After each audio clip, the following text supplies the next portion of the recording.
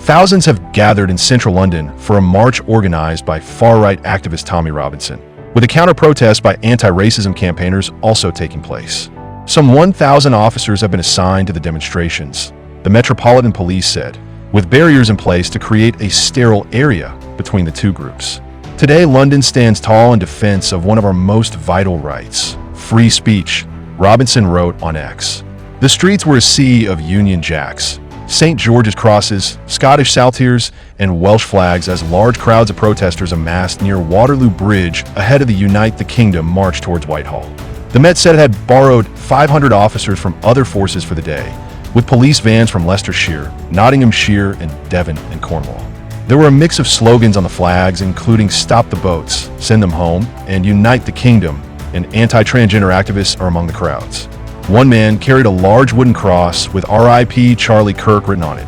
The right-wing U.S. activist shot dead on Wednesday while speaking at a university. The rally is set to include speeches from U.S. President Donald Trump's former strategist Steve Bannon and presenter Katie Hopkins. A stage has been set up in Whitehall for the speeches, where several hundred people had already gathered by early afternoon. They were carrying various flags and banners, and a band was heard playing songs about freedom and Tommy Robinson, whose real name is Stephen Yaxley Lennon. Elsewhere, around 500 people gathered near Russell Square for the March Against Fascism counter-protest organized by Stand Up to Racism, SUDR. Demonstrators held placards reading "Women Against the Far Right," "Oppose Tommy Robinson," and "Refugees Welcome." The group will also march toward Parliament Square, only a few hundred meters from the Unite the Kingdom rally. Speeches are expected by MPs Diane Abbott and Zara Sultana. Ahead of the march, the Met confirmed it would not be using live facial recognition, which captures people's faces in real-time CCTV cameras, in its policing of the Unite the Kingdom march.